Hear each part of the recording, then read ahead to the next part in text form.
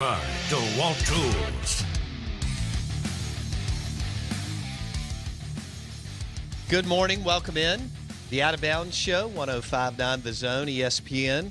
We're streaming live on the Out of Bounds radio app. You can watch the show right now on YouTube.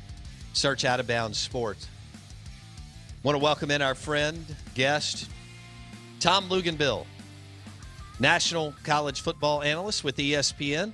Lugs joins us on the Modelo guest line. Lugs, it's National Shrimp Day. Does that do anything for you? It's not. I mean, it's not Taco Tuesday. But I'm a shrimp guy. That's fine. Okay. It seems like we have to have a day for everything now, right? I know. National this day, national that day. Can't we just have Monday through Friday, do some work, get some things done, be productive, and move on to the next day? All right. What do you like? Are you more of a shrimp po' boy or a shrimp scampi guy? Probably a pasta shrimp guy. Okay. And maybe a shrimp cocktail guy. Oh, yeah, I'm in on that. Yeah. All right. Kessler Prime. There we go. All right. Tom Luginbill on the Modelo guest line. Hey, let's discuss where we're going with this transfer portal thing in college football. And, the rich are going to get richer, but, how do you approach it? How do you attack it? Who can make hay through it other than Bama and Ohio State and others? Yeah. So give me your thoughts on where we are now and how this could continue to play out as far as the transfer portal for P5 college football. Well, I think the most concerning part of all this is who loses in the end, because not everybody's going to win in all of this. There's only so many scholarships, and they can only be allotted to so many people. And that's my biggest concern for those who are uneducated about jumping into the transfer portal. You better have a plan, and you better be darn well sure there's a place for you to go. Because what's happened is you've got, if a kid decides to sign somewhere, all right, well, guess what? Another program that was recruiting that kid has moved on. They've replaced him. But there's this notion that if you jump into the transfer portal, all of a sudden your recruitment's going to start all over and that there's going to be all of these opportunities. And that is simply not the case, nor will it ever be the case. And so what college programs are having to do now, and what really has thrown a wrench in all of this, has been the extra year of eligibility. Sure. Because they're allowing programs to be over 85 scholarships for 1 year, and then you got to get back down. Well, in order to get back down, you're going to have to make some very, very difficult decisions on who you give your scholarships to. Are you going to allot the majority of your scholarships to the high school seniors per usual? Are you going to withhold 5 to 7 and say, we're going to wait till the spring and summer and see if we can add to our roster with some maturity, some experience? Is the junior college side of things, those ranks, are they going to be affected? I can tell you right now, just off of one calendar year, last year for the 2020 class, there were about 300 kids that signed out of the junior college ranks. This last February for 2021, there was 100. Wow. Tom? Yeah. So again, the trickle-down effect of somebody is going to lose. Now, long-term, who's going to lose? I still think it's going to be people thinking there are opportunities in the transfer portal that are not. I think for programs that realize that the long-term stability of their program is based in the high school ranks. But at the end of the day, and it's interesting if you look, you don't see now Alabama and Henry To'oTo'o, that's a unique situation, and here's why. You had a coaching change. You had a hard first 2 years for Henry, but you have an unbelievably productive player, a player that produced at a maximum level on a poor team, was recruited by everybody. Alabama had already done their homework on him. He's a rare instance. But you're not seeing Georgia, Florida, Alabama, Ohio State, Clemson. You're not seeing all these teams throwing their fishing pole into the transfer portal. And I think the reason why, Bo, is, and people don't like this, but let's call it what it is. The transfer portal is full of disgruntled players that are mad because they're not playing. They've probably got somebody in their ear telling them that they're getting screwed, And they're not getting their fair shake, so they want to go somewhere else. Well, if you're going to fish the transfer portal, you better do your research on who you're thinking about taking, because there's a reason, by and large, that somebody's in there. Tom Luginbill on the Modelo guest line in the Out of Bounds show. All right, for our listeners who may not be as locked in, Tom's referencing a Tennessee defensive player who is considered their most talented player. And as Luke said, another coaching change in Knoxville. And so the young man has decided to throw his name in the transfer portal, and he ends up with Alabama. And I think what Luke's is also saying is Saban and his staff already recruited him. They know about him, and they feel as good as you can about probably bringing him in and getting him in the rotation, right? Plug and play type deal. Absolutely. And on top of it, you're not going to see the Ohio States and the Alabamas and the top-tier blue bloods, the teams that are, competing for college football playoff inclusion every year. You're not going to see them bring a bunch of transfer portal guys in, because unless that player is better than what they currently have, they're better off pointing their efforts towards the high school level and building long-term depth within their roster. And so, my biggest concern, too, with the transfer portal, here's what's going to be interesting, is the group of 5 great player. Let's just say that there is a player at East Carolina or Texas State, UTSA, anybody. He bursts onto the scene. He's a 2-year starter, and he's a phenomenal player, right? So what's to stop the Power 5 program that says, you know what, we need some help at this spot. We need to get that kid to transfer up, all right? And that kid is a better option than maybe what's available at the high school level, what's available at the junior college level, because you've seen him play a bunch of meaningful snaps, a bunch of meaningful starts at the Division I football level, so he carries more weight. So is over the course of time, every time a top-tier group of 5 player emerges, is that program in danger of losing that player at some point or another, especially if the player were to have 2 or more years of eligibility left? I absolutely think that's a serious concern. And is it fair to the group of 5 programs? Absolutely not. Is it the reality now when you decide that you're going to give everybody a one-time free transfer? Absolutely it is. Now, let's weigh disgruntled player, and I don't know what that percentage is in the portal, but I'm sure, like you referenced, it's a pretty big. I don't know, maybe it's 60%. Maybe it's more. At least. Maybe it's more. Yeah, exactly. But now let's also weigh that against like a grad transfer, right? A kid who's got his stuff together, who's played a lot, and who's not disgruntled, but just looking to, hey, I've already done this thing. I can go here. Maybe it's a bigger program, a better program, whatever. I've got my stuff together, and I can go, and I can have an impact. I think I can have an impact, right? And I can I can knock out a grad degree, or at least a big chunk of it before leaving, right? Where do you land on that, Tom? I'm all in on that. But again, as I stated with the group of 5 guy, the grad transfer guy, who then loses? Because if you give your scholarship to him, there's not one to give to the high school kid. There's not one to give to the junior college kid. So somebody is going to miss out. And, the grad transfer guy, to me, is you need that guy. If he's going to come to your program, to your point, he's played a lot. There's some proof in the pudding. There's a large sample size. There's enough to study to say, hey, did this guy upgrade our roster? Because, again, the downside is it's a one-year deal, right? And you're not going to continually be able to do that each and every year, just bringing in one-year guys. I think you're going to crush your program by doing that. And you're going to create ill will in your locker room because everybody feels like they're going to constantly be at risk of being replaced with a guy from another place that's only got 1 year of eligibility. But for that particular player, they've got to go and see if they can find a better situation. I'm all for that. My issue, going back to the disgruntled side of it, is, and here is also one of my issues with the rule, is when you see a lot of these guys jumping into the transfer portal, go look and see if they've even played any.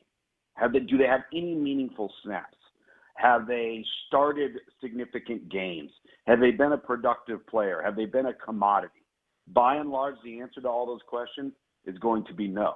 And the reason why is because most of these kids are within the first 2 calendar years of being on campus, and they're not playing yet.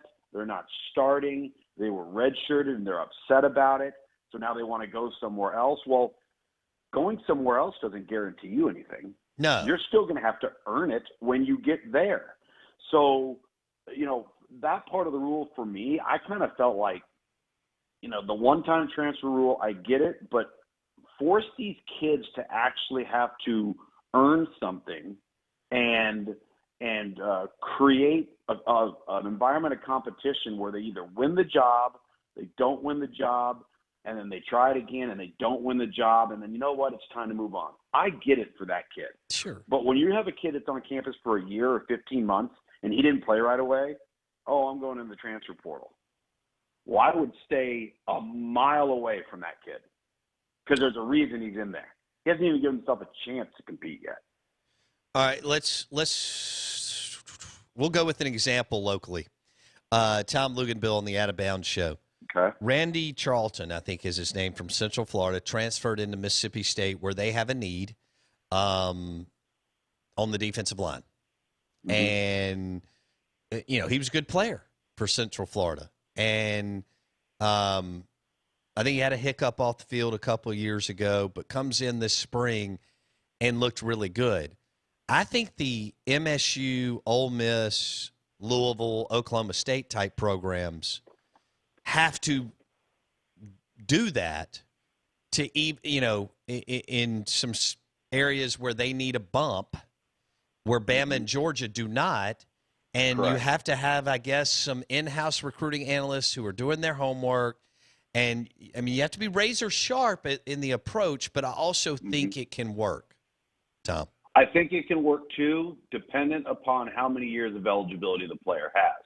So in the example you just gave, how many years does he have left? I don't know if he has 1 or 2. Blake, will you look that up, please? See, I think with 1, it's dangerous, especially if you do it with multiple players in a single class. Because, again, you're not establishing any long-term depth, and you can create some ill will within your locker room from a chemistry standpoint.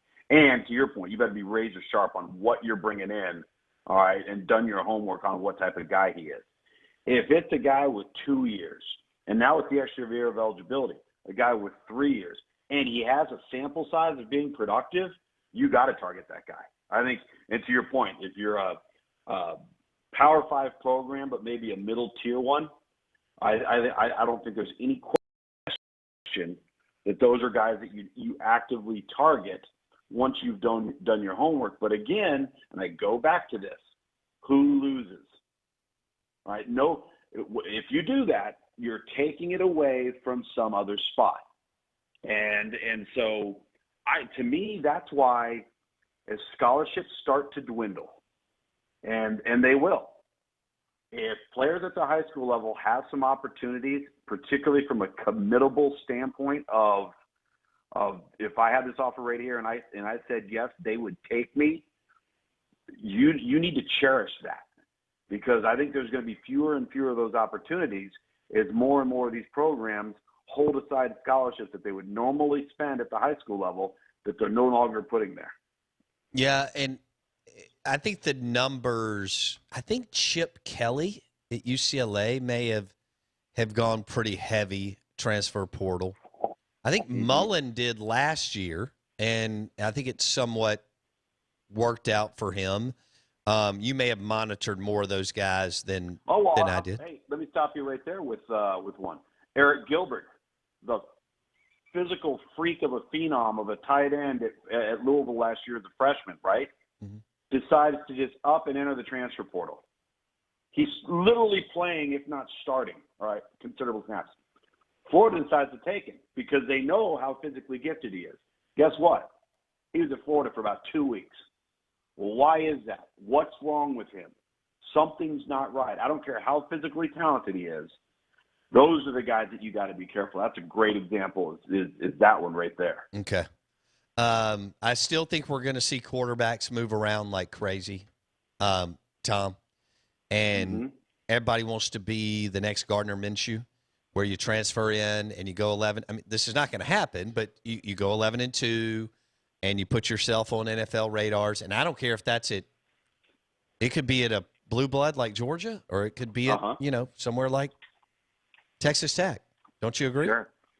Oh, absolutely. There's no question. And I think that the thing that interests me so much in this, and I spend a lot of time studying it, because I think we're going to have a wave of some ugly math coming here in the next 18 to 24 months, is it's all going to come down to a numbers crunch.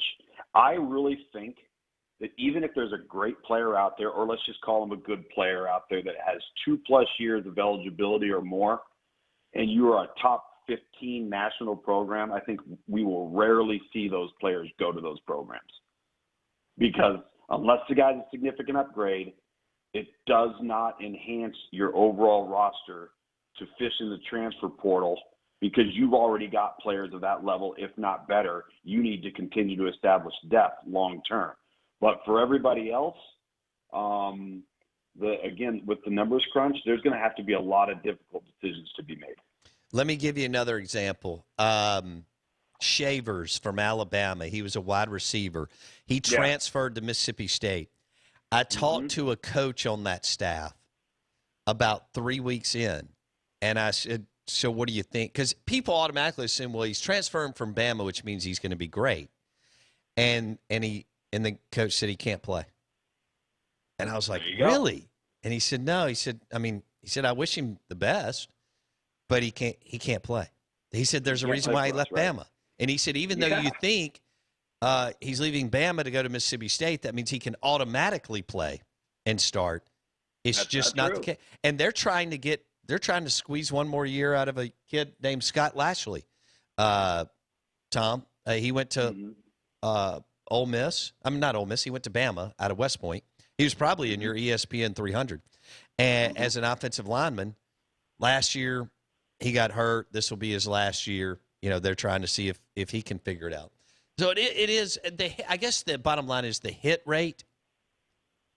Whatever you consider that to be successful, which I would think would be in the rotation.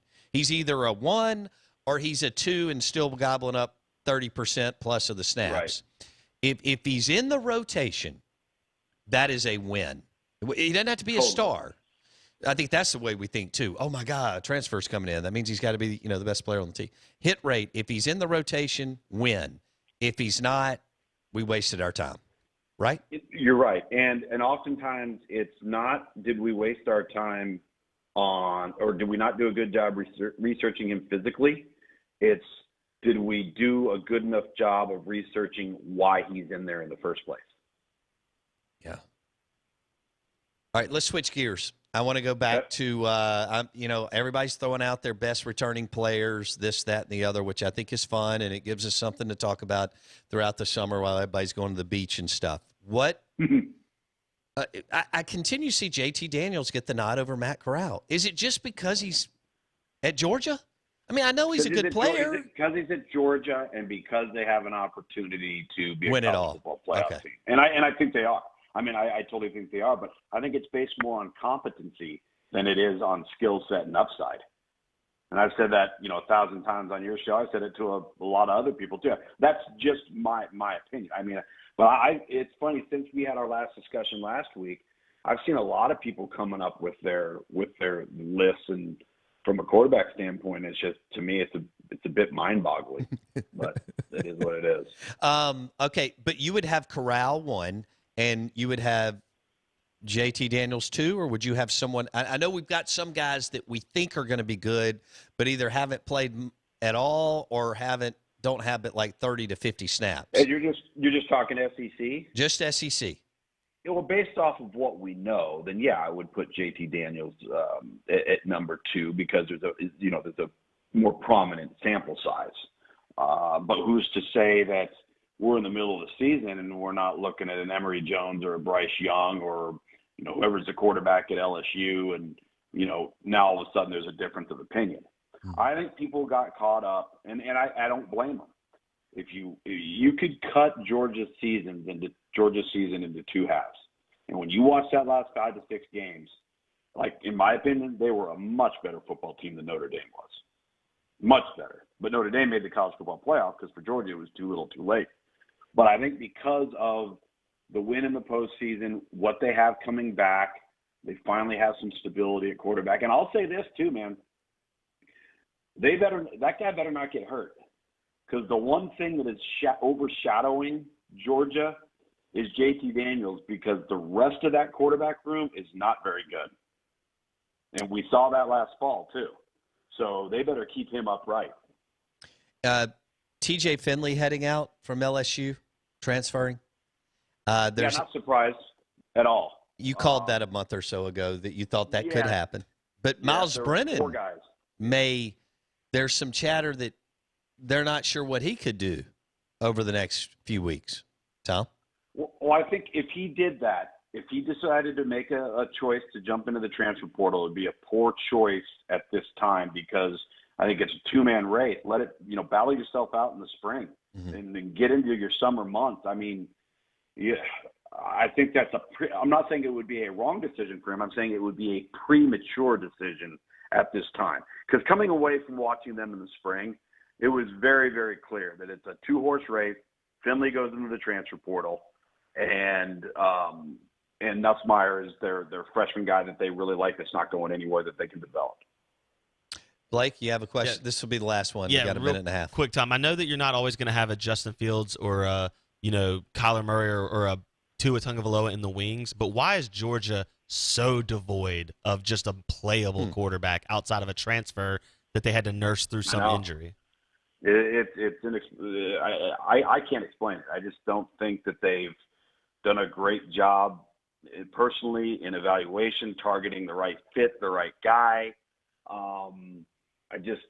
They can do better. They can be better. There are better players out there in the quarterback circuit that would love to go to Georgia, but for some reason they've targeted other guys. And, after JT Daniels moves on, man, I hope they've got some better answers. I mean, listen, you saw how talented that roster was last year, and none of it mattered when the quarterback couldn't play.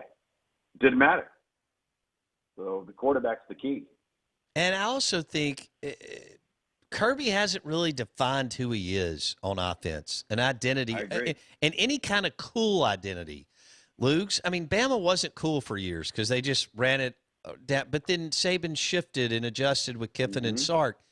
And even Mullen will do some fun things. There's some other programs, and we may hit on this next week. Kirby's going into, I think, year 5 now, and he really just hasn't said, hey, this is who we are, and it's exciting at quarterback. Come play for us.